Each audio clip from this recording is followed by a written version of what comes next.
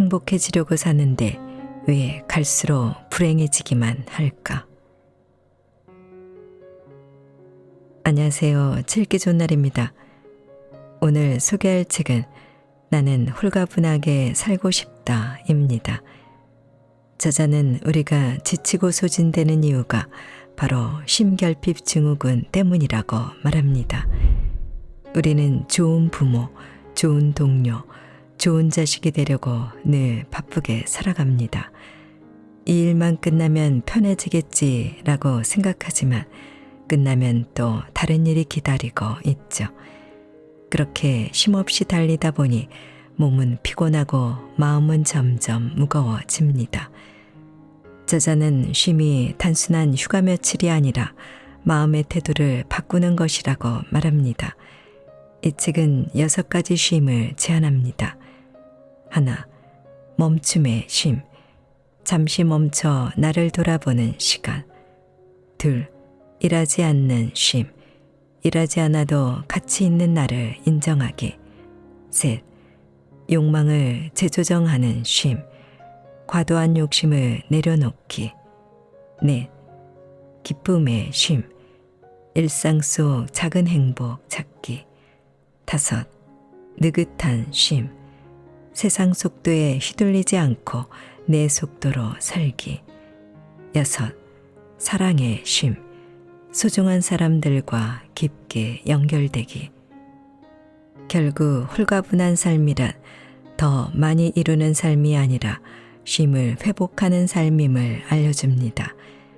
혹시 요즘 이유 없이 지치고 행복이 멀게만 느껴지나요? 그렇다면 이 책이 삶의 속도를 조절하고 무거운 짐을 내려놓는 길을 안내해 줄 것입니다.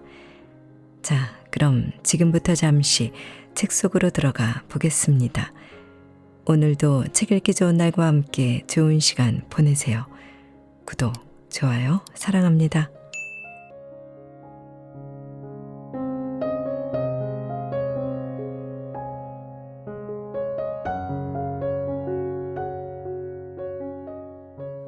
심결핍 증후군에 시달리고 있는 현대인. 우리 사회는 심결핍 증후군에 시달리고 있다. 심결핍 증후군이란 충분한 쉼을 취하지 못해 생기는 새로운 형태의 가난이다. 쉼이 사라지자 육체적, 정신적, 사회적 건강에 적신호가 켜졌다. 이는 개인의 삶뿐만 아니라 사회 전체의 건강을 위협하는 심각한 문제가 되고 있다. 심결핍 증후군이 우리 사회에 만연함을 짐작할 수 있는 현상이 있다. 쉼을 쉽게 허용하지 않는 사회 구조 속에서 나타나는 우리의 특징, 바로 일 중독이다. 우리 사회가 일에 가장 큰 가치를 두면서 생겨난 현상이다. 설상가상으로 코로나19는 일상을 더 크게 바꿔 놓았다. 기술혁명으로 원격 근무가 확산되고 업무 환경이 디지털화되며 개인의 삶과 일 사이의 경계가 상당히 모호해졌다. 이런 환경 속에서 쉼포와 심포족이라는 신조어가 만들어지기도 했다. 이 세태는 우리 사회의 우울한 아이콘이기도 하다. 구인구직 플랫폼 사람이는 직장인 480명을 대상으로 스스로 심포족이라고 생각하는지 물었고 응답자의 40.9%가 심포족이라고 느낀다라고 답했다. 집보다 회사에 있는 시간이 더 많은 직장인의 모습을 대변하는 신조어도 있다. 사무실 지방령이 그것이다. 땅에 얽매인 영혼 지방령처럼 야근 등으로 퇴근하지 못하고 장시간 사무실에 머무는 직장인을 묘사한 표현이다. 이처럼 우리 삶에 쉼은 턱없이 부족하다. 심결핍 증후군이야말로 시간 빈곤 현상과 맞물리는 이 사회의 암울한 병증이다. 이 병을 치료하지 않으면 바쁘고 급박한 삶은 이내 폭력적으로 돌변해 우리를 쓰러뜨리고 말 것이다. 우리는 잠시라도 좋으니 바쁘고 지친 일상에서 벗어나 아무것도 하지 않고 쉬기를 원한다. 하지만 현실은 편히 쉬게 두지 않는다. 극단적으로는 갑자기 건강에 문제가 생겨 쓰러질 때까지 일을 멈추지 못하기도 한다. 병원에 입원해야만 강제적으로 쉬게 되는 상황도 주변에서 심심찮게 볼 수 있다. 큰 매를 맞고 억지로 쉬는 것이다. 이제 결정해야 할 때라는 생각이 들지 않는가. 매 한 대를 맞고 쓰러진 채 쉴지, 그 전에 쉴지 말이다. 쉼결핍 증후군이란 무엇인가? 인간의 모든 불행은 쉴 줄 모르는 데서 비롯된다. 블레즈 파스칼. 쉼결핍 증후군이란 쉼의 부족으로 생겨나는 역기능 상태를 말한다. 일중심적인 일상에서 쉼이 삶의 가장자리로 밀려나면서 발생하는 다양한 육체적, 정신적, 사회적 증상이 여기에 포함된다. 쉼결핍 증후군은 신체적 피로는 물론 정신적 번아웃, 불안장애, 우울증 그리고 다른 사람과의 관계에 부정적인 영향을 미친다. 쉼결핍 증후군은 단순히 시간이 부족할 때 생기는 것이 아니라 쉬는 시간이 낭비로 여겨질 때 찾아온다. 이를 자각하지 못한 채 쉬고 싶어도 시간이 없다고 느끼는 것이다. 몸이 피곤하고 운동이 필요하다는 것을 알지만 시간이 없어서 하지 못한다고 생각한다. 가까운 친구를 만나고 싶어도 시간이 없어서 만나지 못한다고 생각한다. 시간을 효율적으로 사용하기 위해 시간 관리에 대한 책을 읽고 우선순위를 다시 설정하려고 노력하지만 여전히 쉴 시간은 없다. 결국 문제는 쉬는 시간이 아깝게 느껴진다는 지점에 있다. 쉴 시간에 일을 하면 돈을 벌 수 있고 경력을 쌓을 수 있으며 경쟁에서 앞설 수 있다는 생각 말이다. 이 때문에 쉼이 삶의 가장자리로 밀려나고 쉼결핍 증후군은 성큼 다가오는 것이다. 쉼결핍 증후군은 불안으로 찾아온다. 쉬고 있으면 막연하게 두렵다. 오은 시인이 한 칼럼에서 이를 잘 설명해 주었다. 그는 쉬고 있음을 의식하는 순간 쉼이 주는 안도감은 사라지고 거기에 불안감이 들어선다고 이야기했다.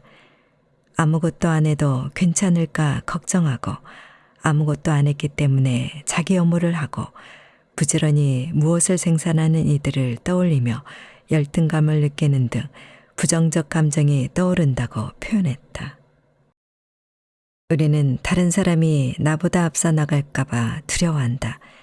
계속 일하지 않으면 일자리를 잃을 것 같은 공포가 몰려오고 최선을 다해 일하지 않으면 직장 동료들이 나를 부정적으로 평가할 것 같아 걱정한다. 쉬고 있으면 승진하지 못할 것 같아 덜컥 불안해진다. 이런 생각 속에서 쉼은 미래를 불투명하게 만들 뿐이다.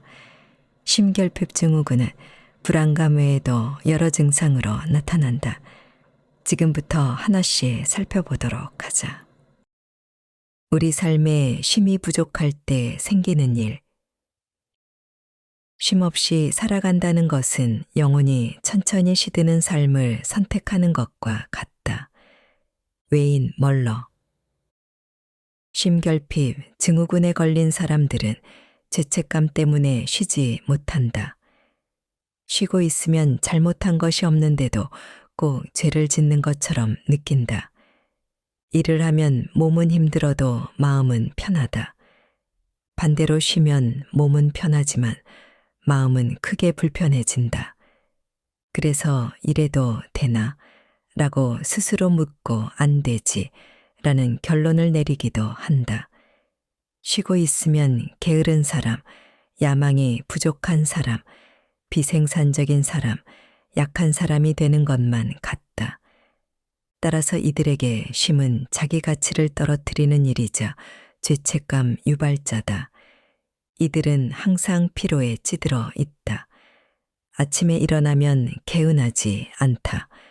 하루를 시작해야 하는데 오전부터 지쳐 있다. 이렇게 피곤한 게 맞나? 병원에 가봐야 하는 거 아닌가? 하고 자문하지만 답은 없다. 커피를 들이부어도 해소되지 않는 피로 때문에 실수도 잦다.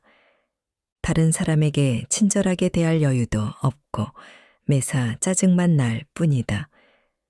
또한 이들의 기쁨은 침식되어 있다. 쉴 때뿐만 아니라 일상에서 기쁨을 느껴본 지 오래되었다. 전에는 배가 아플 정도로 웃기도 했고 순간의 기쁨을 마음껏 즐기는 자유도 있었다. 기쁨의 발산이 흔한 일이었다. 그러나 지금은 기쁨이 잠시 잠든 것 같다. 쉴 때의 마음 상태가 일할 때와 크게 다르지 않다. 외부의 요구와 가슴 속에서 끌어오르는 성취 욕구는 기쁨을 경직시키고 희미하게 만들었다. 쉴 때라도 기쁨을 느껴야 하지만 이제 쉼은 김이 빠진 탄산음료처럼 싱거워졌다. 더 많은 성과, 더 많은 소유물, 더 많은 경험을 추구하려면 다가오는 단순한 기쁨을 삶에서 밀어내야 한다. 여유로운 산책의 기쁨, 따뜻한 차 한 잔의 편안함, 담소를 나누는 즐거움은 이제 옛 이야기처럼 느껴진다. 좀비처럼 쉬는 것도 하나의 증상이다. 귀중한 휴식 시간이 어디로 사라지는지 생각해보자. 텔레비전이나 유튜브, 소셜미디어로 흘러가고 있지는 않은가. 사랑하는 사람보다 더 가까이, 더 오래 함께 있는 스마트폰은 이제 우리를 유혹할 필요조차 없다. 우리가 이미 중독된 상태이기 때문이다. 우리는 스마트폰을 붙잡고 쉴 새 없이 스크롤 바를 내리며 시간 가는 줄 모른다. 스마트폰을 한 손에 든 좀비가 되어버리는 것이다. 좀비 같은 쉼은 멍하니 스마트폰을 만지작거리며 유튜브를 보거나 소셜미디어에서 시간을 보내는 것을 의미한다. 손가락만 움직이면 되기 때문에 출퇴근하는 버스와 지하철, 식탁, 침대, 화장실 등 장소에 구애받지 않고 언제 어디서나 가능하다. 지쳐버려 무엇을 해야 할지 모르는 인간이 자기만 들여다보라 재촉하는 나르시시스트 같은 기계를 만나면 어떻게 될까?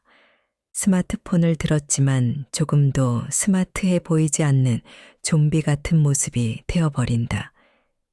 이들은 언젠가는 이라는 말을 달고 산다. 현재 쉼이 부족하지만 미래의 휴가나 은퇴 시기로 쉼을 미루며 자기 위안을 삼는 것이다.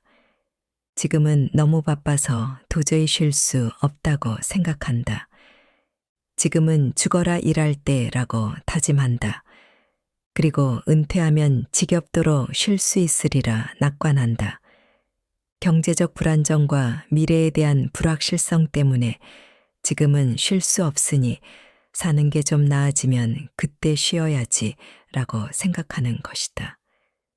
그러나 실제로 그때가 되면 또 다른 이유로 휴식을 미룬다.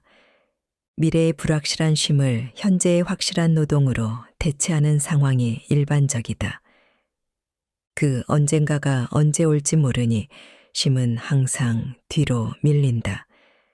마지막으로 이들은 쉬고 싶어도 어떻게 쉬어야 하는지 모른다. 어떻게 일해야 하는지는 정확히 알면서 어떻게 쉬어야 하는지는 모르는 것이다. 그래서 귀가하면 집에 와서 소파에 누워 뒹굴다가 텔레비전이나 스마트폰을 들여다본다. 우리가 인생이라 부르는 것들의 저자인 한양대학교 국어교육과 정재찬 교수는 우리는 쉴 줄 모르며 쉬는 것을 배워본 적도 개척해 본 적도 별로 없다고 이야기한다. 쉼도 소비로 해결하려고 하기에 쉬는 것이 경제적, 시간적 부담일 뿐만 아니라 스트레스가 되기도 한다는 것이다. 불행히도 그의 말이 맞다. 쉼이 어렵게 느껴지고 부담이 되며 처음 만난 사람처럼 낯설게 느껴지는 것이다. 소셜미디어에서 본 남의 쉼을 흉내내려 해도 내게 맞지 않아 그저 스트레스일 뿐이다. 나만의 쉼, 내 삶에 잘 맞는 쉼을 찾기 어렵다. 쉼 결핍, 증후군에 걸린 우리의 모습은 이렇다. 쉼은 멈춤에서 시작된다. 멈춤은 게으름이 아니라 정신 차림이다. 삶의 치열한 경쟁 중에 잠시 멈춘다는 것, 얼핏 어리석은 일 같아 보인다. 우리는 종종 한두 시간을 쉬면 얼마만큼 손해가 생길까 계산해 보기도 한다. 하루를 쉬면 손실이 얼마나 될까? 하루를 더 일하면 얼마를 더 벌 수 있을까? 이 질문들에 대한 답은 한결같다. 경제적 이익을 위해서는 멈출 수 없다는 것이다. 그렇다면 이런 질문들은 어떨까? 내가 잠시 멈춰서 쉬면 어떤 이득이 있을까? 하루 푹 쉬면 내 몸과 마음 그리고 내 가족에게 어떤 좋은 일이 생겨날까? 혁신적 쉼, 저항하는 쉼의 시작은 멈춤이다. 멈춤이라는 첫걸음을 내딛지 않으면 쉼이 가져오는 축복들을 누릴 수 없다. 물론 큰 용기가 필요하다. 멈춤은 과도한 약속과 일정에서 벗어나 정말로 중요한 일에 집중할 수 있도록 돕는다. 멈춤으로써 자신의 내면과 다시 연결되고 삶의 균형을 회복할 수 있다. 멈춤은 현대 사회의 속도와 압박에 저항하며 정신적, 신체적 건강을 지키기 위한 필수적인 수단이다. 멈추면 호흡의 결이 달라진다. 느리고 편안한 호흡으로 바뀐다. 빠른 속도로 달릴 때는 눈에 들어오지 않던 것들이 비로소 보인다. 봄에는 긴 겨울을 이기고 솟아오르는 새싹이, 여름에는 색색으로 핀 꽃들이, 가을에는 붉은 단풍이, 겨울에는 설경이 눈에 들어올 것이다. 혁신적인 쉼은 멈춤에서 시작된다. 바깥 세상뿐 아니라 내면의 세계에서 나를 쉬지 못하게 하는 요소들을 멈추어야 한다.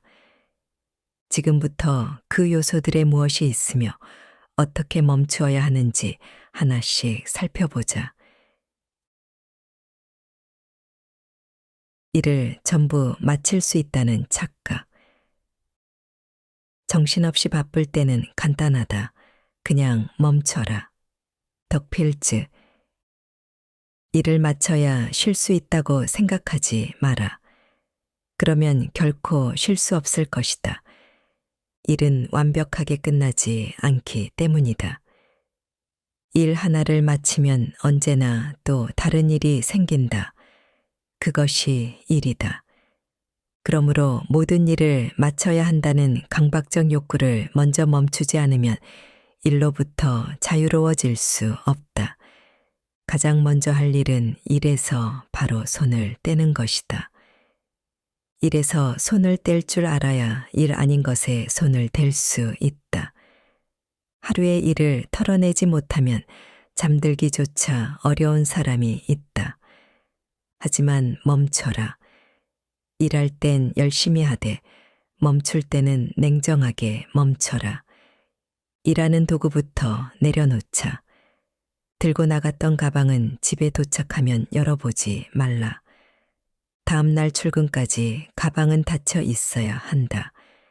그리고 노트북, 스마트폰에 접근 금지 명령을 내릴 필요가 있다. 도구가 눈에 아른거리면 일에 다시 매이는 건 시간 문제다. 가방이 열리고 노트북이 나오는 순간 집은 다시 일터가 되고 말 것이다. 급히 처리해야 할 일이 있거나 마감일이 설정된 프로젝트가 있다면 나름의 울타리를 세워야 한다. 상황에 맞게 2시간, 3시간은 일거리를 열어보지 않는 것이다. 일도 물론 중요하지만 자기 자신을 돌보고 가족을 돌보는 시간도 필요하다. 이 시간을 미리 배정해 놓고 그때만큼은 일과 관련된 어떤 행동도 하지 않는 것이다. 일을 멈춘다는 것은 삶이 통째로 일에 빨려 들어가지 않도록 경계를 반듯하게 세우는 작업임을 기억하자. 쉴 때마다 죄책감이 느껴진다면 자기 돌봄은 이기적인 게 아니다. 가장 선한 사람은 자신을 먼저 돌볼 줄 아는 사람이다. 오드리 로드. 쉴 때면 제의식이 슬그머니 고개를 든다. 남들은 열심히 살아가는데 나만 무의도식을 하는 것 같다. 쉼을 통한 자기 돌봄이 사치 같다는 생각이 드는 것이다. 이러한 죄책감은 진정한 쉼을 방해한다. 우리는 죄책감 때문에 공연히 컴퓨터를 켜보고 밀린 이메일과 과제들을 들추기 시작한다. 쉼에 대한 권리를 우리 손으로 포기해버리는 것이다. 무엇보다 죄책감은 불안을 가중시킨다. 이 때문에 휴식을 취하는 동안에도 일을 하지 않는다는 불안감에 모처럼 찾아온 평안을 다 날려 보낸다. 일을 하는 것도 아니고 쉬는 것도 아닌 어중간한 상태로 시간을 보내게 되는 것이다. 그러면서 생각한다. 이 시간에 차라리 일을 했으면. 이런 쉼은 일의 연장일 뿐이다. 쉬면서도 번아웃이 오는 상황으로 이어진다. 이처럼 슬그머니 찾아오는 일에 대한 부담감은 결국 우리를 신체적, 정신적으로 소진되게 만든다. 자기 존중감도 저해한다. 스스로를 돌보는 일이 잘못되었다고 느끼며 자신의 가치를 부정하기 때문이다. 따라서 쉬면서 자책을 하는 건 자기 사랑이 부족하다는 뜻이다. 멈춤의 쉼은 건강과 행복을 위해 의도적으로 스스로에게 시간을 허락하는 것이다. 일과 사회적 기대가 죄책감이라는 족쇄를 채우려 할 때 단호하게 독립을 선언하는 것이다. 더 나은 삶을 위한 탁월한 선택이며 나 자신을 돌보겠다는 의지의 표현이다. 우리에게는 나의 필요와 욕구를 나중으로 미루라는 사회적 압박을 거부하는 연습이 필요하다. 자기 돌봄에 대한 죄책감을 멈추고 쉼이 필요함을 인정하고 받아들이자. 쉼은 삶을 재정비하고 행복과 만족을 찾는 중요한 단계다. 그러므로 일이 주입하는 죄의식과 타협할 필요가 없다. 쉼은 사치가 아니라 권리다. 죄책감을 버리자. 나를 돌보는 시간은 잘못이 아니라 삶을 주도적으로 살아갈 수 있게 하는 중요한 한 걸음이라고 선언해야 한다. 멈춘 채 아무것도 안 해도 좋다. 가끔은 아무것도 하지 않는 것이 가장 생산적인 일이 된다. 탈벤 샤르. 우리는 이제 무언가를 하는 것이 아무것도 하지 않는 것보다 낫다는 생각이 항상 옳지 않다는 사실을 알았다. 아무것도 하지 않는 것은 게으름의 증거가 아니다. 정신적, 신체적 건강을 위해 의식적으로 선택해야 하는 중요한 치료 요법이다. 현대 사회의 빠르고 복잡한 흐름 속에서는 잠시 멈추는 게 비생산적이라는 생각이 들 수도 있다. 그러나 멈춤은 사회적 소음에서 한 걸음 물러나 생각을 정리하고 진정으로 중요한 것을 판별할 수 있는 시간을 만들어준다. 계획된 무활동, 즉 의도적으로 아무것도 하지 않기는 매우 혁신적이다. 우리의 인지 능력과 창의성을 크게 향상시킬 수 있기 때문이다. 전략적으로 행동을 멈추고 생각을 정리함으로써 스스로에게 새로운 아이디어를 찾고 감정이 성숙해질 기회를 주어야 한다. 그래야 복잡한 문제를 해결하고 혁신적인 생각을 이끌어낼 수 있다. 지루함을 두려워하거나 피하지 말자. 오히려 생각과 삶에 반영해야 한다. 지루함은 새로운 경험을 추구할 기회가 될 수 있다. 그리고 생각해보라. 마음이 맞는다 여긴 사람도 지루한 시간을 함께 보낼 수 있는 사람이었지 않은가. 이처럼 마음의 성장, 좋은 관계의 성수 또한 지루하고 평범한 순간들 속에서 발현된다는 것을 기억하자. 쉼은 도구가 아닌 목적이다. 쉼은 자기 삶의 조화로운 균형이 어떻게 깨져 있는지 보여준다. 레오나르도 다빈치. 우리는 계속 일만 할 수 없다. 그렇다고 계속 쉴 수만도 없다. 일하기도 쉬기도 해야 한다. 그러나 여러 번 강조했듯 쉼은 일을 위한 재충전의 수단이 아니다. 생산성을 위한 쉼은 결국 생산성 때문에 타협되고 착취당하기 마련이다. 우리는 무엇보다 더 잘 살기 위해 쉬어야 한다. 살려고 쉬어야 한다. 쉼은 삶의 필수적 요소이며 일의 부산물이 아니다. 생산성을 위한 휴식처가 아니라 그 자체가 목적이다. 따라서 쉼은 그 자체로 중요하다. 쉼에 생산성을 더하지 말자. 쉼의 근본적인 성격을 해치기 때문이다. 이렇게 생각해 보자. 쉼이 열심히 일한 것에 대한 보상이라면 우리는 언제쯤 쉼을 충분히 벌었다라고 판단할 수 있을까? 쉼은 일의 보상이 아니라는 이야기다. 그 자체로 고유한 가치임을 기억하자. 니콜레 슈테르는 책 혼자 쉬고 싶다에서 우리는 일하기 위해 쉬는 것이 아니라 제대로 쉬기 위해 일하는 것이다 라고 주장한다. 쉼을 강조하려는 의도가 있는 주장이다. 하지만 나는 일을 위한 쉼도 쉼을 위한 일도 없다고 이야기하고 싶다. 일은 일대로, 쉼은 쉼 자체로 가치 있는 것이다. 일과 쉼은 서로를 위해 존재하는 것이 아니라고 주장하고자 한다. 둘 다 목적이지 수단이 아니다. 쉼은 일을 더 잘하기 위해 회복하는 시간이 아니다. 더 제대로 살기 위해 회복하는 시간이다. 쉼이 일을 위해 존재하지는 않지만 우리가 일을 제대로 하게끔 만드는 힘을 길러준다. 쉼에 몸과 마음을 새롭게 해주는 기능이 있기 때문이다. 쉼은 우리 삶의 활력을 되찾아주고 새로운 하루를 살아가게 하는 능력이다. 오늘부터는 쉼이 그 자체만으로 고유한 가치가 있다는 점을 기억하자. 작가 팀 켈러는 쉼에는 어떠한 정당화도 필요하지 않다고 이야기한다. 생산적이지 않아도 단순히 즐기는 것만으로도 쉼에는 시간을 할애할 만한 충분한 이유가 있다. 유용성이 없다고 여겨지는 활동일지라도 인생의 즐거움을 선사하는 일이라면 이를 충분히 누릴 줄 알아야 한다. 그런데 지치지 않았을 때도 쉬어야 할까? 나는 이 질문에 물론이라고 대답하고 싶다. 쉬어야 한다.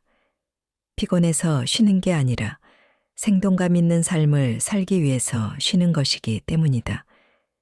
그렇다면 실직자도 쉬어야 할까? 이 또한 물론이다. 실직 상태, 즉 일에서 비롯된 정체성에 속을 필요가 없다. 일을 하고 있지 않더라도 쉼을 통해 자신의 다른 긍정적인 정체성을 발견하고 개발해야 한다. 그게 취미든 봉사든 말이다. 이를 통해 정체되지 않는 삶, 궁극적인 삶의 재건이 가능해진다. 은퇴한 사람도 쉬어야 할까? 마찬가지다. 쉼은 일에 종속되지 않는다. 그리고 쉼은 활동하지 않는 것이 아니다. 일과 관계없이 계획을 가지고 삶의 질과 건강을 증진하고 유지하려는 활동을 해야 하며 그것이 바로 쉼이다. 결론은 이것이다. 일로부터 자유로워져야 한다. 의도적으로 말이다. 세상의 속도에 몸을 내맡기지 마라. 느긋한 쉼. 우리 사회에서 가속을 허용하지 않는 시간의 형태들은 서서히 자취를 감춘다. 모든 것이 빨라야 한다. 음식도 빨리 나와야 하고 인터넷도 빨라야 하고 문자 메시지 답신도 빨라야 한다. 버스도 빨리 와야 하고 온라인으로 주문한 물건도 빨리 도착해야 한다. 모든 것이 전에 비해 빨라졌음에도 사람들은 여전히 더 빠른 것을 원한다. 이전의 어떤 문명도 지금처럼 속도에 집착한 적이 없다. 한국은 놀라울 만큼 빠른 성장을 한 나라다. 어쩌면 빠름은 한국인의 피에 흐르는 특성일지도 모른다. 하지만 우리의 DNA에 새겨진 속도 전쟁은 일상을 평온하게 만드는 느림과 인내의 가치를 빼앗았다. 가속화는 느긋함 속에서만 가능한 쉼을 도둑질한 것이다. 전속력으로 마라톤을 하는 사람은 없다. 삶에는 속도를 높이는 것 이상의 것이 있다. 마하트마 간디. 사회가 속도에 집착하기 시작하면서 많은 사람이 피로와 스트레스를 호소하기 시작했다. 하지만 감속의 기미는 조금도 보이지 않는다. 여기에 기술혁명이 가져온 정보의 홍수까지 더해지자 주의력마저 분산되기 시작했다. 더 많이, 더 빨리 가려다 더 소진되고 더 산만해진 것이다. 우리가 시대의 요구라 생각하는 이 사회의 집단 다른 박질은 환상일지도 모른다. 이 환상이 효율성, 생산성, 성과 그리고 성공이 빠름의 동의어라고 우리를 설득해 온 것이다. 우리는 빠름이 건강을 해치고 다른 이들로부터 고립시킨다는 사실을 알면서도 멈추지 못한다. 쳇바퀴에 올라탄 다람쥐처럼 말이다. 때로는 우리에게 두 가지 선택만 존재하는 듯하다. 계속 달리든가, 더 달릴 수 없어 추락하든가. 예일대학교 정신의학과의 나종호 교수는 우리 사회가 트레드밀 같다고 말한다. 자신의 페이스가 아닌 최대치의 속도를 설정하고 쉴 틈 없이 계속 뛰어야만 하는 그런 트레드밀 말이다. 뛰다 보면 떨어질 수도 있고 다칠 수도 있는데 한번 그렇게 떨어지고 나면 운이나 큰 노력이 없이는 다시 올라타기도 힘든 사회에 갔다는 것이다. 또한 그는 우리나라가 OECD 국가 중에서 가장 높은 자살률, 가장 낮은 출산율을 가지고 있는 건 이 속도 때문이며 너무 빠른 나머지 더 이상 지속 가능하지 않다고 주장했다. 정신과 의사인 문요한 마음연구소 소장은 빠른 속도와 함께 조급함의 문제를 지적했다. 조급함이 삶의 속도를 높인다는 것이다. 조급함과 빠름, 둘은 뗄 수 없는 관계다.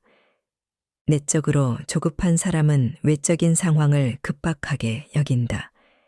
이 조급함과 급박함이 쉼결핍증을 심화시켰다. 하지만 우리는 중요한 지점을 놓치고 있다. 우리가 기계처럼 빨리 움직이도록 만들어진 인간 행동이 아니라 인간 존재라는 사실이다. 우리의 몸도 급할 때 빨리 다른 박질을 할 수 있도록 만들어졌지만 그 속도로 오래 달릴 수 있도록 만들어진 건 아니다. 마라톤을 생각해 보자. 마라토너는 전속력으로 달리지 않는다. 뇌조차 속도 제한이 있다. 신경과학자 데니얼 레비틴에 따르면 인간의 뇌는 비교적 낮은 대역폭인 초당 약 120비트로 작동한다. 표준 인터넷 연결 속도보다 5,000배 느리다. 상대의 말에 집중하는데 초당 약 60비트가 필요하다. 뇌는 탁월하지만 기계처럼 초고속은 아니라는 뜻이다. 기계도 빠르게 거칠게 다루면 망가진다. 하물며 우리의 몸과 정신은 어떻겠는가. 느긋할수록 나는 내가 된다. 쉼은 게으름이 아니다. 여름날 나무 그늘 아래 누워 있는 것도 결코 시간 낭비가 아니다. 존 러버. 느긋함은 이전 장에서 설명한 기쁨과 더불어 경험적 차원에서 쉼을 가장 쉼답게 만드는 요소다. 앨런 패들링은 느긋함을 쉼의 상태라고도 표현한다. 느긋함은 삶을 가장 깊이 있게 즐기는 속도다. 느긋할 때 우리가 모든 순간을 누릴 수 있기 때문이다. 쉼의 가장 큰 적은 당연하게도 조급함과 빠름이다. 속도를 조금만 늦추면 쉼은 자연스럽게 삶에 스며 든다. 수학 공식처럼 단순하고 명료한 해법이다. 느긋함을 더하면 쉼이 된다. 정확히 말하면 느긋함을 더할수록 쉼은 곱절로 늘어난다. 잘 쉬는 사람은 느긋함을 이해한다. 느긋한 사람은 쉼을 즐길 줄 안다. 느긋함은 시간을 살리는 행위다. 바쁜 일상 속에서도 여유를 찾게 하고 호흡을 깊고 차분하게 만든다. 이 변화된 호흡은 현재를 온전히 맞이하게 하고 자기 자신과의 연결을 강화시키며 다른 이들과 진실된 소통을 하게 한다. 즉, 지금 이 순간을 완전히 경험하게 만든다. 따라서 느긋한 쉼은 탁월한 자기 돌봄이다. 단순히 쉬는 것이 아니라 스스로를 돌보고 배려하는 행위다. 세상은 우리에게 더 많은 성과를 요구하지만 그 속도에 맞추다 보면 지칠 수밖에 없다. 느긋함은 이를 막아내는 방패다. 그러니 짧은 순간이라도 의도적으로 속도를 늦추고 마음을 고요하게 만들어 보자. 빠르게 쏟아지는 물로 컵을 가득 채울 수는 없다. 물은 컵에 닿는 순간 튀어나갈 것이고 아무리 노력해도 컵을 전부 채울 수는 없을 것이다. 삶도 마찬가지다. 빠르게 달리면서 삶을 의미 있는 것으로 채울 수는 없다. 쉼 역시 마찬가지다. 더 일을 잘하려고 쉬어야 하니까 남들 다 가는 곳에 가려고 서둘러 쉬면 역효과를 가져올 뿐이다. 쉼은 느림 속에서 진정한 힘을 갖는다. 쉼은 단순한 휴식이 아니다. 자신에게 주는 선물, 마음과 몸을 다시 채우는 과정이다. 초보 도예가와 숙련된 옹기장이의 차이는 시간에 있다. 숙련된 옹기장이는 시간을 들여 도자기를 빚는다. 서두르지 않고 집중함으로써 최고의 작품을 만들어낸다. 그러나 초보 도예가는 빨리 더 멋진 모양의 작품을 만들어내야 한다는 생각에 사로잡히기 십상이다. 그러니 느긋해지자. 속도를 조절하는 걸 넘어 삶의 흐름을 조율하자는 이야기다. 과속은 잔인하게 제거하라. 과속은 더 많은 것을 놓치기 위한 가장 빠른 방법이다.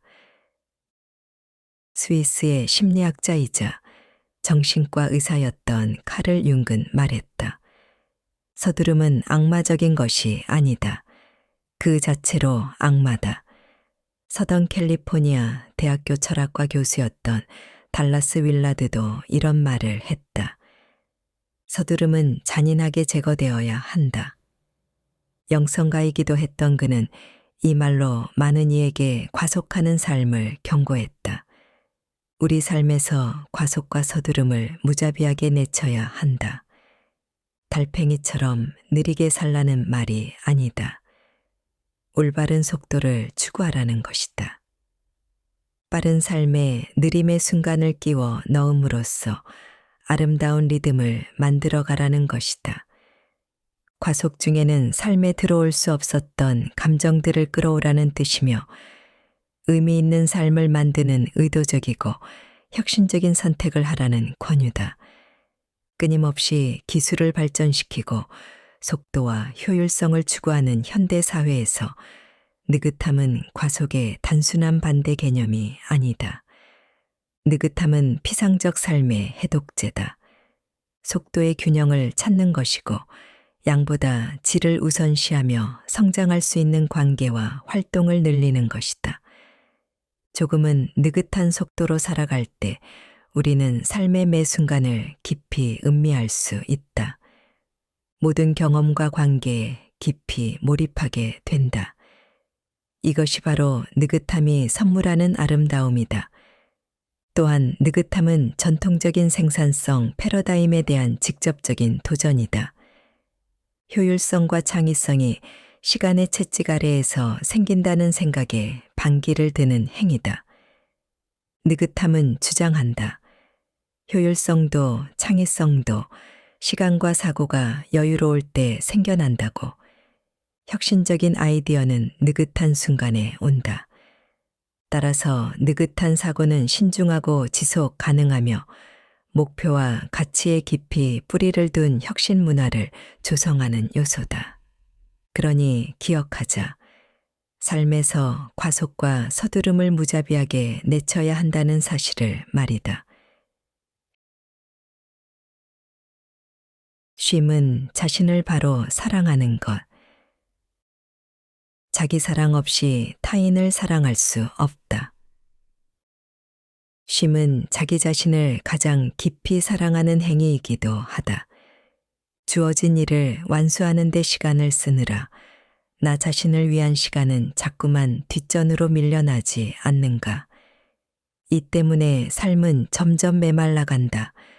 쉼은 바로 이럴 때 나 자신에게 다가가 너는 사랑받을 자격이 있다 라고 말해주는 시간이다. 저널리스트 니콜레 슈테른도 쉼은 자기 자신과의 소통이자 사랑이라고 주장했다. 즉, 쉼은 내면의 치유와 회복이다. 쉼이 나 자신의 상태를 똑바로 볼 수 있게 해주기 때문에 가능한 일이다. 탈진 상태일 때는 내 안에 어떤 상처와 분노가 숨어 있는지 알 수 없다. 하지만 쉼은 이러한 독소를 방치하게 두지 않는다. 이 감정들을 해독해 나 자신을 진정으로 사랑하게 만든다. 그리고 이 과정에서 우리는 감정의 소용돌이에서 벗어난다. 상처와 분노의 뿌리를 들여다보고 내려놓을 용기를 되찾는다. 나 자신을 용서하고 화해하며 타인에게도 똑같이 해야겠다는 마음이 생긴다.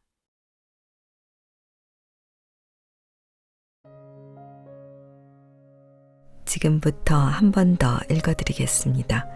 편안한 시간 보내세요.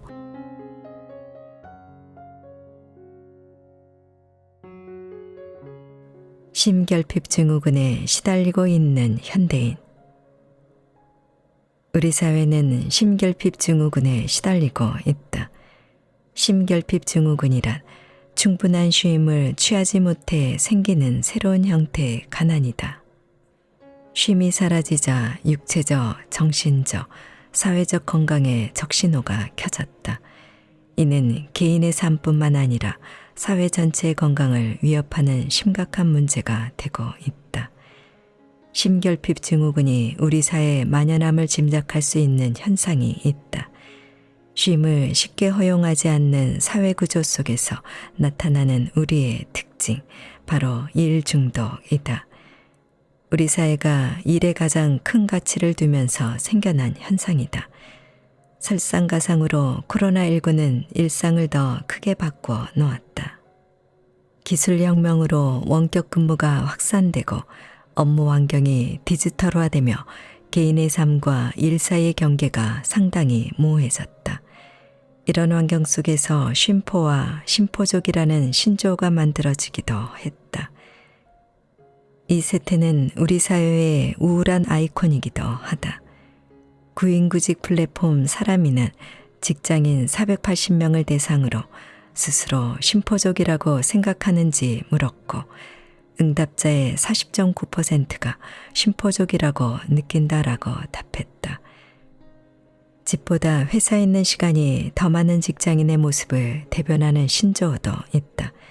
사무실 지방령이 그것이다. 땅에 얽매인 영혼 지방령처럼 야근 등으로 퇴근하지 못하고 장시간 사무실에 머무는 직장인을 묘사한 표현이다. 이처럼 우리 삶에 쉼은 턱없이 부족하다.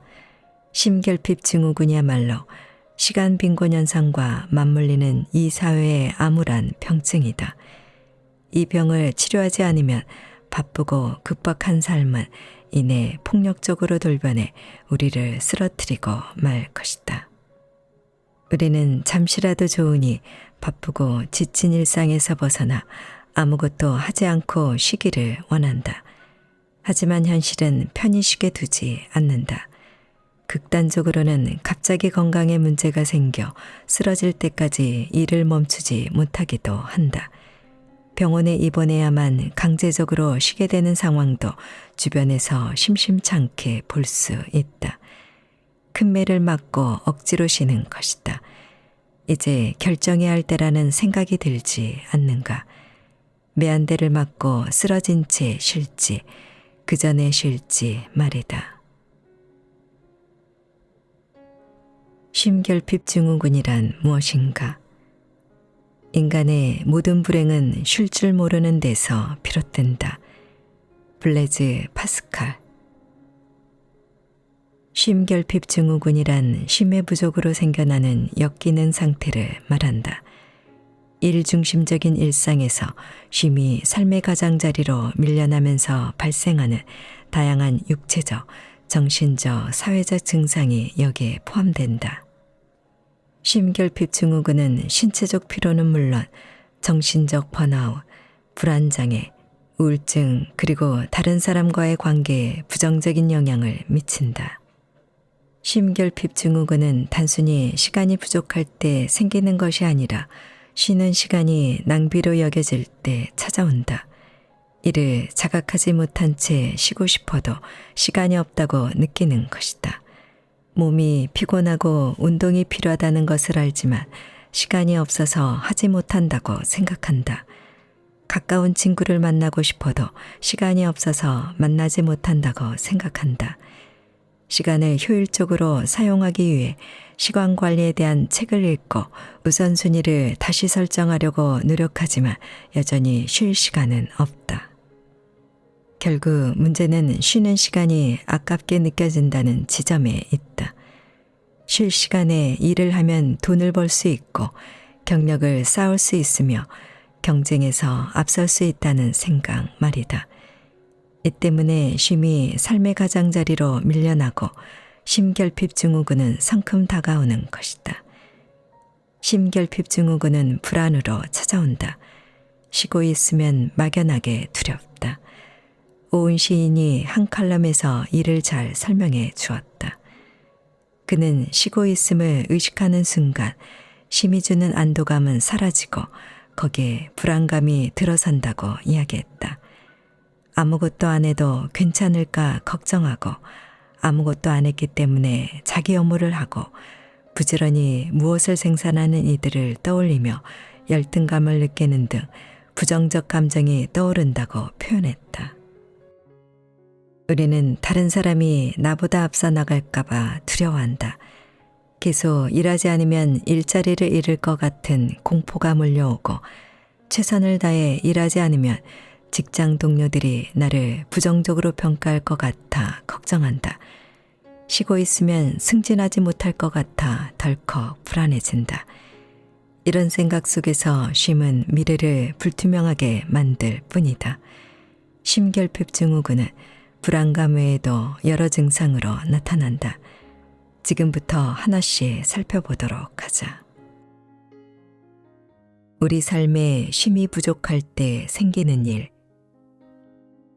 쉼 없이 살아간다는 것은 영혼이 천천히 시드는 삶을 선택하는 것과 같다. 웨인 멀러. 쉼결핍 증후군에 걸린 사람들은 죄책감 때문에 쉬지 못한다. 쉬고 있으면 잘못한 것이 없는데도 꼭 죄를 짓는 것처럼 느낀다. 일을 하면 몸은 힘들어도 마음은 편하다.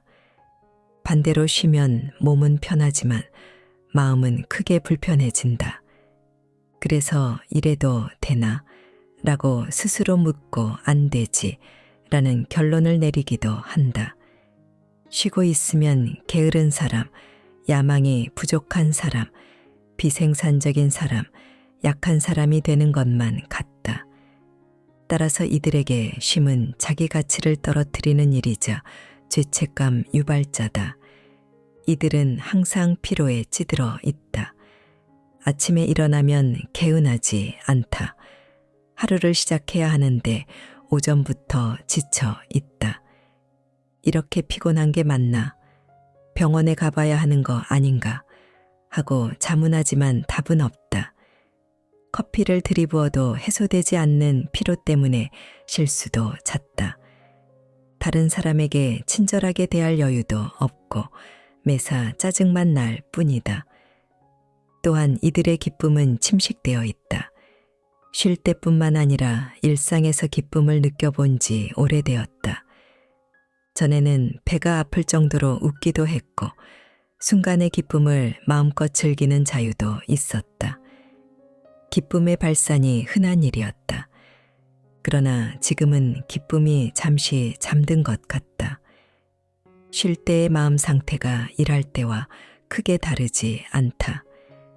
외부의 요구와 가슴 속에서 끌어오르는 성취 욕구는 기쁨을 경직시키고 희미하게 만들었다. 쉴 때라도 기쁨을 느껴야 하지만 이제 쉼은 김이 빠진 탄산음료처럼 싱거워졌다. 더 많은 성과, 더 많은 소유물, 더 많은 경험을 추구하려면 다가오는 단순한 기쁨을 삶에서 밀어내야 한다. 여유로운 산책의 기쁨, 따뜻한 차 한 잔의 편안함, 담소를 나누는 즐거움은 이제 옛 이야기처럼 느껴진다. 좀비처럼 쉬는 것도 하나의 증상이다. 귀중한 휴식 시간이 어디로 사라지는지 생각해보자. 텔레비전이나 유튜브, 소셜미디어로 흘러가고 있지는 않은가. 사랑하는 사람보다 더 가까이, 더 오래 함께 있는 스마트폰은 이제 우리를 유혹할 필요조차 없다. 우리가 이미 중독된 상태이기 때문이다. 우리는 스마트폰을 붙잡고 쉴 새 없이 스크롤 바를 내리며 시간 가는 줄 모른다. 스마트폰을 한 손에 든 좀비가 되어버리는 것이다. 좀비 같은 쉼은 멍하니 스마트폰을 만지작거리며 유튜브를 보거나 소셜미디어에서 시간을 보내는 것을 의미한다. 손가락만 움직이면 되기 때문에 출퇴근하는 버스와 지하철, 식탁, 침대, 화장실 등 장소에 구애받지 않고 언제 어디서나 가능하다. 지쳐버려 무엇을 해야 할지 모르는 인간이 자기만 들여다보라 재촉하는 나르시시스트 같은 기계를 만나면 어떻게 될까? 스마트폰을 들었지만 조금도 스마트해 보이지 않는 좀비 같은 모습이 되어버린다. 이들은 언젠가는 이라는 말을 달고 산다. 현재 쉼이 부족하지만 미래의 휴가나 은퇴 시기로 쉼을 미루며 자기 위안을 삼는 것이다. 지금은 너무 바빠서 도저히 쉴 수 없다고 생각한다. 지금은 죽어라 일할 때라고 다짐한다. 그리고 은퇴하면 지겹도록 쉴 수 있으리라 낙관한다. 경제적 불안정과 미래에 대한 불확실성 때문에 지금은 쉴 수 없으니 사는 게 좀 나아지면 그때 쉬어야지 라고 생각하는 것이다. 그러나 실제로 그때가 되면 또 다른 이유로 휴식을 미룬다. 미래의 불확실한 쉼을 현재의 확실한 노동으로 대체하는 상황이 일반적이다. 그 언젠가가 언제 올지 모르니 쉼은 항상 뒤로 밀린다. 마지막으로 이들은 쉬고 싶어도 어떻게 쉬어야 하는지 모른다. 어떻게 일해야 하는지는 정확히 알면서 어떻게 쉬어야 하는지는 모르는 것이다. 그래서 귀가하면 집에 와서 소파에 누워 뒹굴다가 텔레비전이나 스마트폰을 들여다본다. 우리가 인생이라 부르는 것들의 저자인 한양대학교 국어교육과 정재찬 교수는 우리는 쉴 줄 모르며 쉬는 것을 배워본 적도 개척해 본 적도 별로 없다고 이야기한다. 쉼도 소비로 해결하려고 하기에 쉬는 것이 경제적, 시간적 부담일 뿐만 아니라 스트레스가 되기도 한다는 것이다. 불행히도 그의 말이 맞다. 쉼이 어렵게 느껴지고 부담이 되며 처음 만난 사람처럼 낯설게 느껴지는 것이다. 소셜미디어에서 본 남의 쉼을 흉내내려 해도 내게 맞지 않아 그저 스트레스일 뿐이다. 나만의 쉼, 내 삶에 잘 맞는 쉼을 찾기 어렵다. 쉼 결핍 증후군에 걸린 우리의 모습은 이렇다. 쉼은 멈춤에서 시작된다. 멈춤은 게으름이 아니라 정신 차림이다. 삶의 치열한 경쟁 중에 잠시 멈춘다는 것, 얼핏 어리석은 일 같아 보인다. 우리는 종종 한두 시간을 쉬면 얼마만큼 손해가 생길까 계산해 보기도 한다. 하루를 쉬면 손실이 얼마나 될까? 하루를 더 일하면 얼마를 더 벌 수 있을까?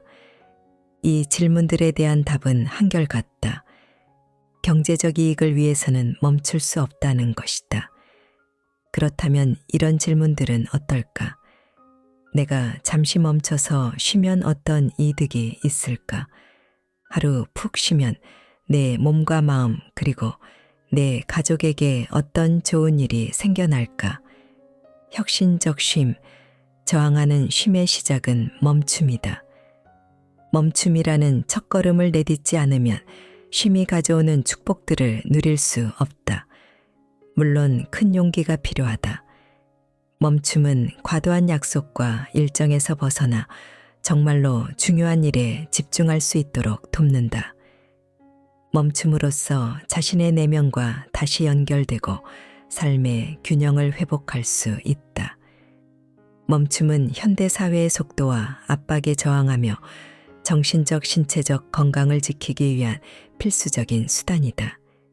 멈추면 호흡의 결이 달라진다. 느리고 편안한 호흡으로 바뀐다. 빠른 속도로 달릴 때는 눈에 들어오지 않던 것들이 비로소 보인다. 봄에는 긴 겨울을 이기고 솟아오르는 새싹이, 여름에는 색색으로 핀 꽃들이, 가을에는 붉은 단풍이, 겨울에는 설경이 눈에 들어올 것이다. 혁신적인 쉼은 멈춤에서 시작된다. 바깥 세상뿐 아니라 내면의 세계에서 나를 쉬지 못하게 하는 요소들을 멈추어야 한다. 지금부터 그 요소들에 무엇이 있으며 어떻게 멈추어야 하는지 하나씩 살펴보자. 일을 전부 마칠 수 있다는 착각. 정신없이 바쁠 때는 간단하다. 그냥 멈춰라. 덕필즈. 일을 마쳐야 쉴 수 있다고 생각하지 마라. 그러면 결코 쉴 수 없을 것이다. 일은 완벽하게 끝나지 않기 때문이다. 일 하나를 마치면 언제나 또 다른 일이 생긴다. 그것이 일이다. 그러므로 모든 일을 마쳐야 한다는 강박적 욕구를 먼저 멈추지 않으면 일로부터 자유로워질 수 없다. 가장 먼저 할 일은 일에서 바로 손을 떼는 것이다. 일에서 손을 뗄 줄 알아야 일 아닌 것에 손을 댈 수 있다. 하루의 일을 털어내지 못하면 잠들기조차 어려운 사람이 있다. 하지만 멈춰라. 일할 땐 열심히 하되 멈출 때는 냉정하게 멈춰라. 일하는 도구부터 내려놓자. 들고 나갔던 가방은 집에 도착하면 열어보지 말라. 다음 날 출근까지 가방은 닫혀 있어야 한다. 그리고 노트북, 스마트폰에 접근 금지 명령을 내릴 필요가 있다. 도구가 눈에 아른거리면 일에 다시 매이는 건 시간 문제다. 가방이 열리고 노트북이 나오는 순간 집은 다시 일터가 되고 말 것이다. 급히 처리해야 할 일이 있거나 마감일이 설정된 프로젝트가 있다면 나름의 울타리를 세워야 한다. 상황에 맞게 2시간, 3시간은 일거리를 열어보지 않는 것이다. 일도 물론 중요하지만 자기 자신을 돌보고 가족을 돌보는 시간도 필요하다. 이 시간을 미리 배정해 놓고 그때만큼은 일과 관련된 어떤 행동도 하지 않는 것이다. 일을 멈춘다는 것은 삶이 통째로 일에 빨려 들어가지 않도록 경계를 반듯하게 세우는 작업임을 기억하자. 쉴 때마다 죄책감이 느껴진다면 자기 돌봄은 이기적인 게 아니다. 가장 선한 사람은 자신을 먼저 돌볼 줄 아는 사람이다. 오드리 로드. 쉴 때면 제의식이 슬그머니 고개를 든다. 남들은 열심히 살아가는데 나만 무의도식을 하는 것 같다. 쉼을 통한 자기 돌봄이 사치 같다는 생각이 드는 것이다. 이러한 죄책감은 진정한 쉼을 방해한다. 우리는 죄책감 때문에 공연히 컴퓨터를 켜보고 밀린 이메일과 과제들을 들추기 시작한다. 쉼에 대한 권리를 우리 손으로 포기해버리는 것이다. 무엇보다 죄책감은 불안을 가중시킨다. 이 때문에 휴식을 취하는 동안에도 일을 하지 않는다는 불안감에 모처럼 찾아온 평안을 다 날려 보낸다. 일을 하는 것도 아니고 쉬는 것도 아닌 어중간한 상태로 시간을 보내게 되는 것이다. 그러면서 생각한다. 이 시간에 차라리 일을 했으면. 이런 쉼은 일의 연장일 뿐이다. 쉬면서도 번아웃이 오는 상황으로 이어진다.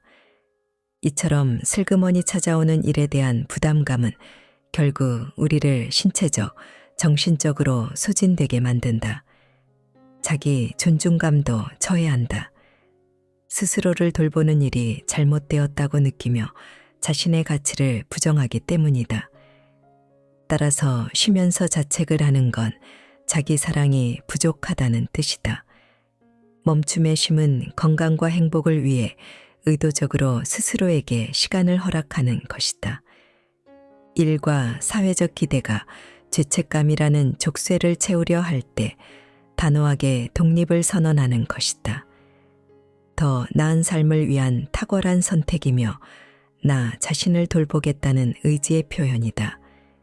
우리에게는 나의 필요와 욕구를 나중으로 미루라는 사회적 압박을 거부하는 연습이 필요하다.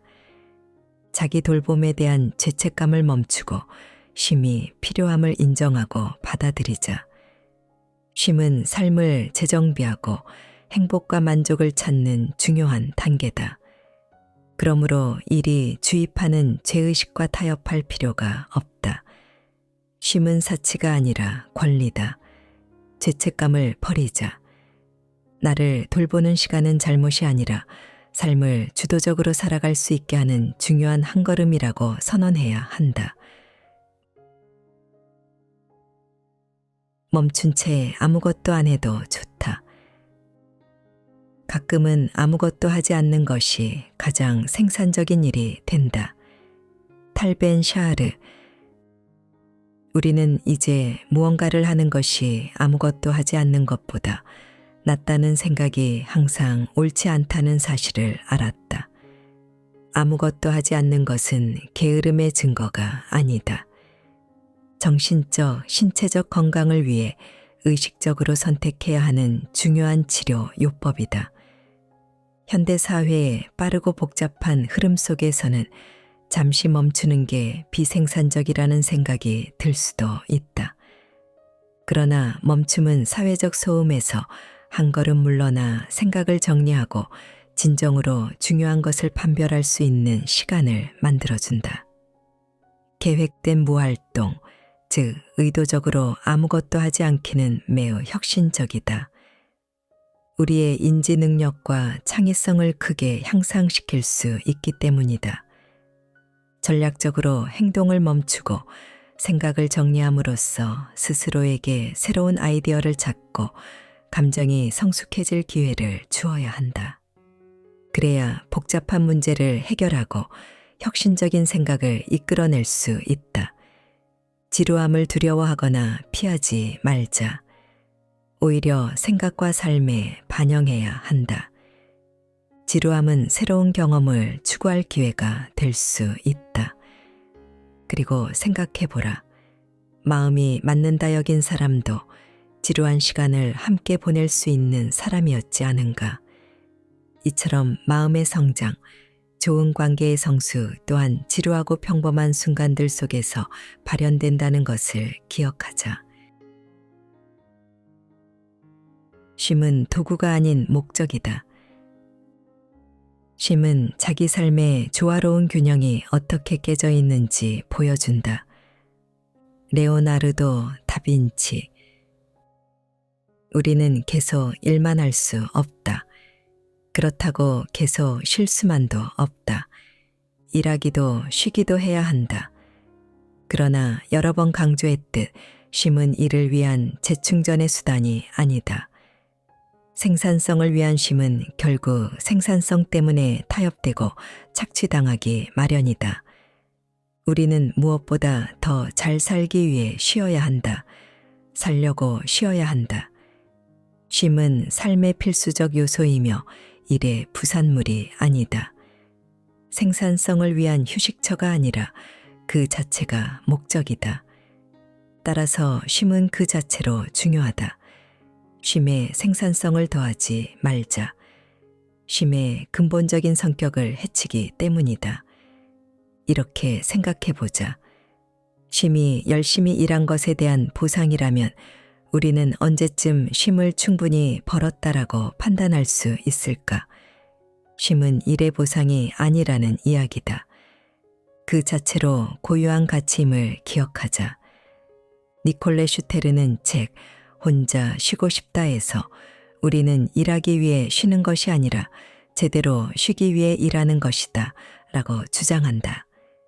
쉼을 강조하려는 의도가 있는 주장이다. 하지만 나는 일을 위한 쉼도 쉼을 위한 일도 없다고 이야기하고 싶다. 일은 일대로, 쉼은 쉼 자체로 가치 있는 것이다. 일과 쉼은 서로를 위해 존재하는 것이 아니라고 주장하고자 한다. 둘 다 목적이지 수단이 아니다. 쉼은 일을 더 잘하기 위해 회복하는 시간이 아니다. 더 제대로 살기 위해 회복하는 시간이다. 쉼이 일을 위해 존재하지는 않지만 우리가 일을 제대로 하게끔 만드는 힘을 길러준다. 쉼에 몸과 마음을 새롭게 해주는 기능이 있기 때문이다. 쉼은 우리 삶의 활력을 되찾아주고 새로운 하루를 살아가게 하는 능력이다. 오늘부터는 쉼이 그 자체만으로 고유한 가치가 있다는 점을 기억하자. 작가 팀 켈러는 쉼에는 어떠한 정당화도 필요하지 않다고 이야기한다. 생산적이지 않아도 단순히 즐기는 것만으로도 쉼에는 시간을 할애할 만한 충분한 이유가 있다. 유용성이 없다고 여겨지는 활동일지라도 인생의 즐거움을 선사하는 일이라면 이를 충분히 누릴 줄 알아야 한다. 그런데 지치지 않았을 때도 쉬어야 할까? 나는 이 질문에 물론이라고 대답하고 싶다. 쉬어야 한다. 피곤해서 쉬는 게 아니라 생동감 있는 삶을 살기 위해서 쉬는 것이기 때문이다. 그렇다면 실직자도 쉬어야 할까? 이 또한 물론이다. 실직 상태, 즉 일에서 비롯된 정체성에 속을 필요가 없다. 일을 하고 있지 않더라도 쉼을 통해 자신의 다른 긍정적인 정체성을 발견하고 개발해야 한다. 그게 취미든 봉사든 말이다. 이를 통해 정체되지 않는 삶, 궁극적인 삶의 재건이 가능해진다. 은퇴한 사람도 쉬어야 할까? 마찬가지다. 쉼은 일에 종속되지 않는다. 그리고 쉼은 활동하지 않는 것이 아니다.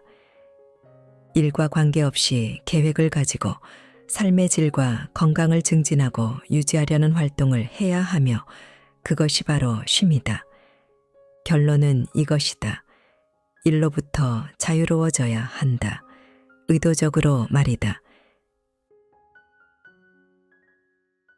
세상의 속도에 몸을 내맡기지 마라. 느긋한 쉼.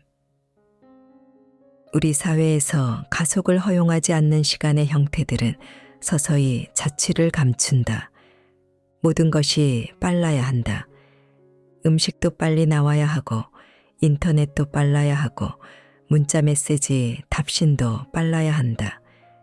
버스도 빨리 와야 하고 온라인으로 주문한 물건도 빨리 도착해야 한다. 모든 것이 전에 비해 빨라졌음에도 사람들은 여전히 더 빠른 것을 원한다. 이전의 어떤 문명도 지금처럼 속도에 집착한 적이 없다. 한국은 놀라울 만큼 빠른 성장을 한 나라다. 어쩌면 빠름은 한국인의 피에 흐르는 특성일지도 모른다. 하지만 우리의 DNA에 새겨진 속도 전쟁은 일상을 평온하게 만드는 느림과 인내의 가치를 빼앗았다. 가속화는 느긋함 속에서만 가능한 쉼을 도둑질한 것이다. 전속력으로 마라톤을 하는 사람은 없다. 삶에는 속도를 높이는 것 이상의 것이 있다. 마하트마 간디. 사회가 속도에 집착하기 시작하면서 많은 사람이 피로와 스트레스를 호소하기 시작했다. 하지만 감속의 기미는 조금도 보이지 않는다. 여기에 기술혁명이 가져온 정보의 홍수까지 더해지자 주의력마저 분산되기 시작했다. 더 많이, 더 빨리 가려다 더 소진되고 더 산만해진 것이다. 우리가 시대의 요구라 생각하는 이 사회의 집단 다름박질은 환상일지도 모른다. 이 환상이 효율성, 생산성, 성과 그리고 성공이 빠름의 동의어라고 우리를 설득해온 것이다. 우리는 빠름이 건강을 해치고 다른 이들로부터 고립시킨다는 사실을 알면서도 멈추지 못한다. 쳇바퀴에 올라탄 다람쥐처럼 말이다. 때로는 우리에게 두 가지 선택만 존재하는 듯하다. 계속 달리든가 더 달릴 수 없어 추락하든가. 예일대학교 정신의학과의 나종호 교수는 우리 사회가 트레드밀 같다고 말한다. 자신의 페이스가 아닌 최대치의 속도를 설정하고 쉴 틈 없이 계속 뛰어야만 하는 그런 트레드밀 말이다. 뛰다 보면 떨어질 수도 있고 다칠 수도 있는데 한번 그렇게 떨어지고 나면 운이나 큰 노력이 없이는 다시 올라타기도 힘든 사회에 갔다는 것이다.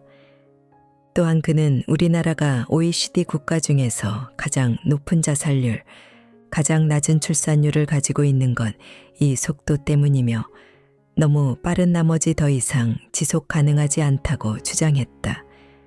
정신과 의사인 문요한 마음연구소 소장은 빠른 속도와 함께 조급함의 문제를 지적했다. 조급함이 삶의 속도를 높인다는 것이다. 조급함과 빠름, 둘은 뗄 수 없는 관계다. 내적으로 조급한 사람은 외적인 상황을 급박하게 여긴다. 이 조급함과 급박함이 쉼결핍증을 심화시켰다. 하지만 우리는 중요한 지점을 놓치고 있다. 우리가 기계처럼 빨리 움직이도록 만들어진 인간 행동이 아니라 인간 존재라는 사실이다. 우리의 몸도 급할 때 빨리 다름박질을 할 수 있도록 만들어졌지만 그 속도로 오래 달릴 수 있도록 만들어진 건 아니다. 마라톤을 생각해보자. 마라토너는 전속력으로 달리지 않는다. 뇌조차 속도 제한이 있다. 신경과학자 데니얼 레비틴에 따르면 인간의 뇌는 비교적 낮은 대역폭인 초당 약 120비트로 작동한다. 표준 인터넷 연결 속도보다 5,000배 느리다. 상대의 말에 집중하는데 초당 약 60비트가 필요하다. 뇌는 탁월하지만 기계처럼 초고속은 아니라는 뜻이다. 기계도 빠르게 거칠게 다루면 망가진다. 하물며 우리의 몸과 정신은 어떻겠는가. 느긋할수록 나는 내가 된다. 쉼은 게으름이 아니다. 여름날 나무 그늘 아래 누워 있는 것도 결코 시간 낭비가 아니다. 존 러버. 느긋함은 이 전장에서 설명한 기쁨과 더불어 경험적 차원에서 쉼을 가장 쉼답게 만드는 요소다. 앨런 패들링은 느긋함을 쉼의 상태라고도 표현한다. 느긋함은 삶을 가장 깊이 있게 즐기는 속도다. 느긋할 때 우리가 모든 순간을 누릴 수 있기 때문이다. 쉼의 가장 큰 적은 당연하게도 조급함과 빠름이다. 속도를 조금만 늦추면 쉼은 자연스럽게 삶에 스며 든다. 수학 공식처럼 단순하고 명료한 해법이다. 느긋함을 더하면 쉼이 된다. 정확히 말하면 느긋함을 더할수록 쉼은 곱절로 늘어난다. 잘 쉬는 사람은 느긋함을 이해한다. 느긋한 사람은 쉼을 즐길 줄 안다. 느긋함은 시간을 살리는 행위다. 바쁜 일상 속에서도 여유를 찾게 하고 호흡을 깊고 차분하게 만든다. 이 변화된 호흡은 현재를 온전히 맞이하게 하고 자기 자신과의 연결을 강화시키며 다른 이들과 진실된 소통을 하게 한다. 즉, 지금 이 순간을 완전히 경험하게 만든다. 따라서 느긋한 쉼은 탁월한 자기 돌봄이다. 단순히 쉬는 것이 아니라 스스로를 돌보고 배려하는 행위다. 세상은 우리에게 더 많은 성과를 요구하지만 그 속도에 맞추다 보면 지칠 수밖에 없다. 느긋함은 이를 막아내는 방패다. 그러니 짧은 순간이라도 의도적으로 속도를 늦추고 마음을 고요하게 만들어 보자. 빠르게 쏟아지는 물로 컵을 가득 채울 수는 없다. 물은 컵에 닿는 순간 튀어나갈 것이고 아무리 노력해도 컵을 전부 채울 수는 없을 것이다. 삶도 마찬가지다. 빠르게 달리면서 삶을 의미 있는 것으로 채울 수는 없다. 쉼 역시 마찬가지다. 더 일을 잘하려고 쉬어야 하니까 남들 다 가는 곳에 가려고 서둘러 쉬면 역효과를 가져올 뿐이다. 쉼은 느림 속에서 진정한 힘을 갖는다. 쉼은 단순한 휴식이 아니다. 자신에게 주는 선물, 마음과 몸을 다시 채우는 과정이다. 초보 도예가와 숙련된 옹기장의 차이는 시간에 있다. 숙련된 옹기장이는 시간을 들여 도자기를 빚는다. 서두르지 않고 집중함으로써 최고의 작품을 만들어낸다. 그러나 초보 도예가는 빨리 더 멋진 모양의 작품을 만들어내야 한다는 생각에 사로잡히기 십상이다. 그러니 느긋해지자. 속도를 조절하는 걸 넘어 삶의 흐름을 조율하자는 이야기다. 과속은 잔인하게 제거하라. 과속은 더 많은 것을 놓치기 위한 가장 빠른 방법이다. 스위스의 심리학자이자 정신과 의사였던 카를 융은 말했다. 서두름은 악마적인 것이 아니다. 그 자체로 악마다. 서던 캘리포니아 대학교 철학과 교수였던 달라스 윌라드도 이런 말을 했다. 서두름은 잔인하게 제거되어야 한다. 영성가이기도 했던 그는 이 말로 많은 이에게 과속하는 삶을 경고했다. 우리 삶에서 과속과 서두름을 무자비하게 내쳐야 한다. 달팽이처럼 느리게 살라는 말이 아니다. 올바른 속도를 추구하라는 것이다. 빠른 삶에 느림의 순간을 끼워 넣음으로써 아름다운 리듬을 만들어가라는 것이다. 과속 중에는 삶에 들어올 수 없었던 감정들을 끌어오라는 뜻이며 의미 있는 삶을 만드는 의도적이고 혁신적인 선택을 하라는 권유다. 끊임없이 기술을 발전시키고 속도와 효율성을 추구하는 현대 사회에서 느긋함은 과속의 단순한 반대 개념이 아니다. 느긋함은 피상적 삶의 해독제다. 속도의 균형을 찾는 것이고 양보다 질을 우선시하며 성장할 수 있는 관계와 활동을 늘리는 것이다. 조금은 느긋한 속도로 살아갈 때 우리는 삶의 매 순간을 깊이 음미할 수 있다. 모든 경험과 관계에 깊이 몰입하게 된다. 이것이 바로 느긋함이 선물하는 아름다움이다. 또한 느긋함은 전통적인 생산성 패러다임에 대한 직접적인 도전이다. 효율성과 창의성이 시간의 채찍 아래에서 생긴다는 생각에 반기를 드는 행위다. 느긋함은 주장한다. 효율성도 창의성도 시간과 사고가 여유로울 때 생겨난다고. 혁신적인 아이디어는 느긋한 순간에 온다. 따라서 느긋한 사고는 신중하고 지속 가능하며 목표와 가치에 깊이 뿌리를 둔 혁신 문화를 조성하는 요소다. 그러니 기억하자. 삶에서 과속과 서두름을 무자비하게 내쳐야 한다는 사실을 말이다. 쉼은 자신을 바로 사랑하는 것. 자기 사랑 없이 타인을 사랑할 수 없다. 쉼은 자기 자신을 가장 깊이 사랑하는 행위이기도 하다. 주어진 일을 완수하는 데 시간을 쓰느라 나 자신을 위한 시간은 자꾸만 뒷전으로 밀려나지 않는가. 이 때문에 삶은 점점 메말라간다. 쉼은 바로 이럴 때 나 자신에게 다가가 너는 사랑받을 자격이 있다 라고 말해주는 시간이다. 저널리스트 니콜레 슈테른도 쉼은 자기 자신과의 소통이자 사랑이라고 주장했다. 즉, 쉼은 내면의 치유와 회복이다. 쉼이 나 자신의 상태를 똑바로 볼 수 있게 해주기 때문에 가능한 일이다.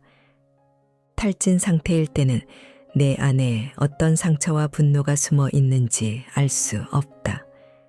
하지만 쉼은 이러한 독소를 방치하게 두지 않는다. 이 감정들을 해독해 나 자신을 진정으로 사랑하게 만든다. 그리고 이 과정에서 우리는 감정의 소용돌이에서 벗어난다. 상처와 분노의 뿌리를 들여다보고 내려놓을 용기를 되찾는다. 나 자신을 용서하고 화해하며 타인에게도 똑같이 해야겠다는 마음이 생긴다.